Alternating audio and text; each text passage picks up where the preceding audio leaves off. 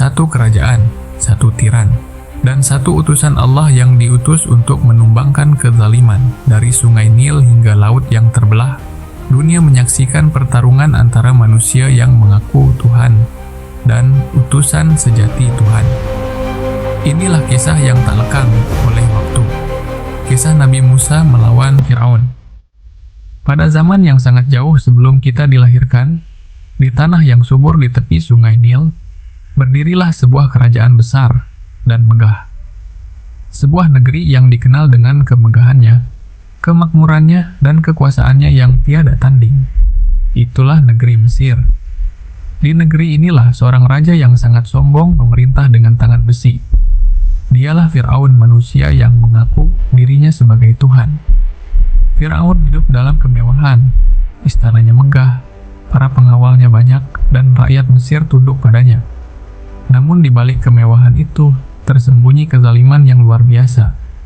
Firaun menindas rakyatnya, terutama Bani Israel, keturunan Nabi Yakub yang hidup sebagai kaum lemah dan tertindas di negeri Mesir.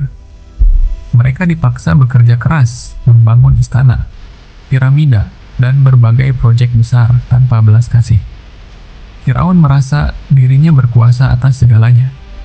Ia berkata kepada rakyatnya dengan penuh kesombongan, seperti yang Allah abadikan dalam Al-Quran, Surah An-Nazi'at ayat 24.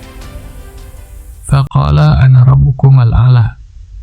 Maka dia berkata, akulah Tuhanmu yang paling tinggi.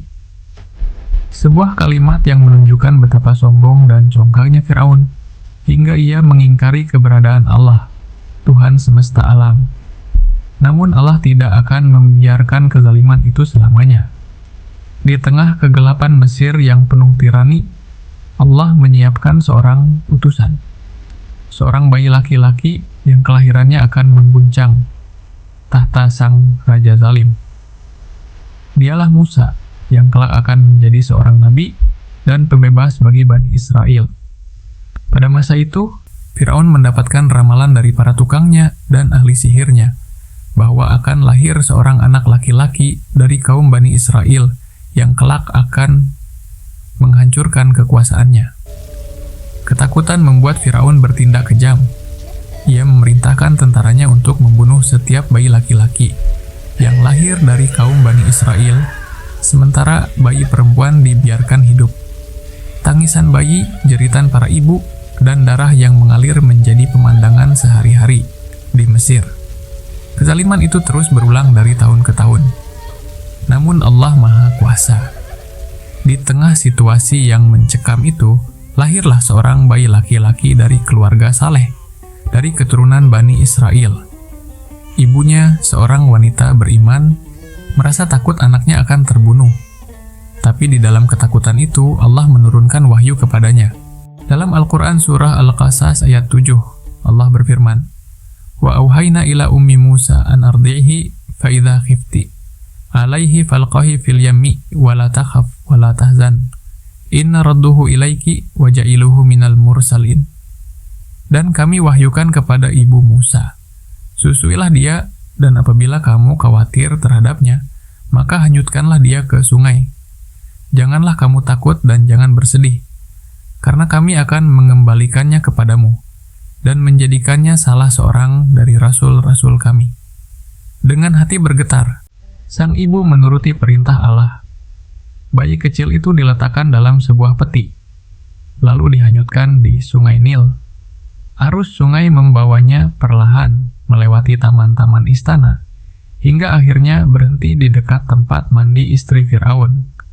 Sang istri, yang dikenal dengan nama Asiyah, tertegun melihat bayi itu. Dalam hatinya muncul kasih sayang yang besar. Ia membujuk Firaun agar tidak membunuhnya, dengan harapan anak itu dapat mereka rawat seperti anak sendiri. Allah menanamkan rasa cinta di hati Asiyah, agar bayi Musa diselamatkan dari kekejaman Firaun sendiri. Begitulah cara Allah mengatur segalanya. Bayi yang seharusnya dibunuh, justru dibesarkan di dalam istana orang yang paling berkuasa di bumi Mesir. Musa tumbuh menjadi pemuda yang cerdas, kuat, dan bijaksana. Namun di dalam hatinya ia selalu merasa bahwa dirinya berbeda. Ia tahu bahwa ia bukan bagian dari bangsa Mesir yang memerintah, melainkan keturunan Bani Israel yang tertindas. Hingga pada suatu hari, ketika Musa telah dewasa, ia melihat seorang dari Bani Israel sedang bertengkar dengan seorang Mesir. Musa yang ingin melerai, tanpa sengaja memukul orang Mesir itu terlalu keras hingga meninggal dunia. Musa sangat menyesal. Ia berdoa kepada Allah dengan penuh penyesalan. Allah pun mengampuni dosanya. Namun peristiwa itu menyebar. Firaun murka dan ingin menangkap Musa. Dalam keadaan takut, Musa melarikan diri ke negeri Madian, tempat yang jauh di timur. Di sanalah Musa memulai kehidupan baru, bekerja dan membangun keluarganya. Tahun demi tahun berlalu, hingga suatu hari, saat Musa kembali dari Madian, ia melewati lembah suci Tuwa, dan di sanalah mukjizat besar terjadi. Dari sebuah nyala api yang aneh, Musa mendengar panggilan ilahi. Allah berbicara langsung kepadanya, menjadikannya seorang nabi dan rasul. Allah memerintahkannya untuk kembali ke Mesir, untuk menghadapi Firaun dan menyerunya agar kembali menyembah Allah, Tuhan yang sebenarnya. Dalam surah Taha, ayat 47, Allah berfirman, Fatiyahu faqula inna rasula rabbika, fa'arsil ma'ana banu Isra'ala, wala tu'adzibhum qad ji'naka biayatin min rabbik. Maka pergilah kamu berdua kepadanya, dan katakanlah, sesungguhnya kami adalah utusan Tuhanmu. Maka lepaskanlah Bani Israel bersama kami, dan janganlah engkau menyiksa mereka. Kami datang kepadamu dengan membawa tanda dari Tuhanmu Musa kembali ke Mesir, dengan keberanian dan keyakinan penuh. Di hadapan Firaun yang sombong, Musa menyampaikan risalahnya, bahwa tidak ada Tuhan selain Allah, dan bahwa manusia harus tunduk kepadanya. Firaun menolak dengan kesombongan yang luar biasa. Ia menuduh Musa sebagai penyihir, sebagai orang yang ingin menggulingkan kekuasaan. Maka ia menantang Musa untuk menunjukkan bukti kebenarannya. Dengan izin Allah, Musa melemparkan tongkatnya, dan tiba-tiba tongkat itu berubah menjadi ular besar yang nyata. Lalu ia memasukkan tangannya ke ketiaknya, dan ketika ia keluarkan, tangan itu bersinar terang, bagaikan cahaya. Dua mukjizat besar yang membuat orang-orang terkejut.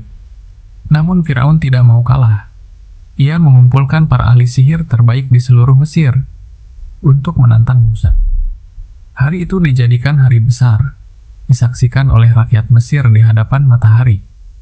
Para penyihir melemparkan tali dan tongkat mereka, dan dengan tipu daya mereka tampak seperti ular-ular yang bergerak. Namun ketika Musa melemparkan tongkatnya, tongkat itu benar-benar berubah menjadi ular besar, yang menelan semua ilusi mereka. Melihat keajaiban itu, para penyihir yang sebelumnya berpihak kepada Firaun langsung tersungkur sujud. Mereka berkata, "Kami beriman kepada Tuhan Musa dan Harun." Firaun murka luar biasa, dan memerintahkan penyiksaan terhadap para penyihir yang beriman. Namun mereka tetap teguh, karena iman telah masuk ke dalam hati mereka. Firaun semakin marah. Ia menindas Bani Israel dengan lebih kejam lagi. Namun setiap kali ia mencoba mencelakai Musa, Allah menunjukkan tanda-tanda kekuasaannya. Allah menurunkan berbagai azab ke atas Mesir. Banjir besar, belalang, kutu, katak, dan darah. Semua itu disebutkan dalam Al-Quran surah Al-A'raf ayat 133. Fa'arsalna alaihim at-tufana wal jarda wal qummala waddafadi'a waddama ayatin mufasyalatin fastakbaru wa kanu qauman mujrimin. Maka kami kirimkan kepada mereka banjir besar, belalang, kutu, katak, dan darah sebagai tanda-tanda yang jelas. Tetapi mereka tetap menyombongkan diri, dan mereka adalah kaum yang berdosa. Setiap kali azab datang, Firaun memohon kepada Musa agar berdoa supaya azab itu dihentikan. Musa berdoa, dan Allah pun mengangkat azab itu. Tetapi begitu azab diangkat, Firaun kembali ingkar dan melanggar janjinya. Keangkuhannya membuatnya buta terhadap kebenaran. Hingga akhirnya Allah memerintahkan Musa untuk membawa pergi Bani Israel di malam hari, meninggalkan Mesir secara diam-diam. Ketika Firaun mengetahui hal itu, ia marah besar. Ia mengerahkan pasukannya untuk mengejar Musa dan kaumnya. Mereka berlari hingga ke tepi laut. Di hadapan mereka terbentang lautan luas, sementara di belakang mereka, pasukan Firaun semakin mendekat. Kaum Musa ketakutan. Mereka berkata bahwa mereka akan tertangkap. Namun Musa menjawab dengan keyakinan yang penuh, sebagaimana disebutkan dalam surah Asy-Syu'ara ayat 62. Qala kalla inna ma'iya rabbu sayahdan. Dia berkata, sekali-kali tidak. Sesungguhnya Tuhanku bersamaku. Dia akan memberi petunjuk kepadaku. Lalu Allah memerintahkan Musa untuk memukul laut itu dengan tongkatnya. Seketika laut terbelah menciptakan jalan besar yang kering di tengahnya. Dinding air menjulang di kanan dan kiri. Musa dan Bani Israel berjalan melewati jalan itu dengan penuh keajaiban. Ketika Firaun dan pasukannya mengikuti dari belakang dan seluruh mereka masuk ke tengah laut, Allah memerintahkan air itu untuk kembali seperti semula. Ombak besar pun menelan seluruh pasukan Firaun. Firaun tenggelam bersama kesombongannya. Di saat-saat terakhir hidupnya, ketika air menelan tubuhnya, barulah ia mengakui kebenaran. Dalam surah Yunus ayat 90-92, Allah berfirman, Hatta idza adrakahul gharaqu, qala amantu annahu la ilaha illallah amanat bihandih Banu Isra'ala wa ana minal muslimin. Hingga ketika Fir'aun hampir tenggelam, dia berkata, Aku beriman bahwa tidak ada Tuhan selain Tuhan yang dipercayai oleh Bani Israel, dan aku termasuk orang-orang yang berserah diri. Namun Allah tidak menerima keimanannya yang datang terlambat. Al-ana wa qad asaita qablu wa kunta minal mufsidin. Apakah sekarang baru kamu beriman, padahal sebelumnya kamu telah durhaka dan termasuk orang-orang yang berbuat kerusakan? Begitulah akhir dari seorang raja yang sombong. Tubuh Firaun diselamatkan oleh Allah agar menjadi pelajaran bagi umat manusia setelahnya. Sebagaimana firman Allah, "Fal-yauma nunajjika bibadanika litakuna liman khalfaka." Ayat. Maka pada hari ini kami selamatkan jasadmu agar engkau menjadi pelajaran bagi orang-orang setelahmu. Demikianlah kisah Nabi Musa melawan kezaliman Firaun. Sebuah kisah tentang keimanan yang teguh menghadapi kekuasaan yang zalim, tentang kebenaran yang tak pernah kalah, meski berhadapan dengan kekuatan terbesar di bumi.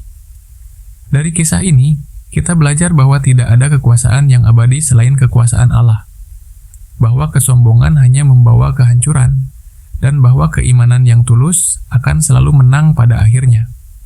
Musa adalah simbol perjuangan kebenaran. Firaun adalah lambang kesombongan dan kezaliman, dan sejarah telah menuliskan dengan jelas siapa yang Allah menangkan. Inilah pelajaran abadi dari kisah Musa dan Firaun, bahwa Allah Maha Adil, Maha Kuasa, dan tidak pernah meninggalkan hambanya yang beriman,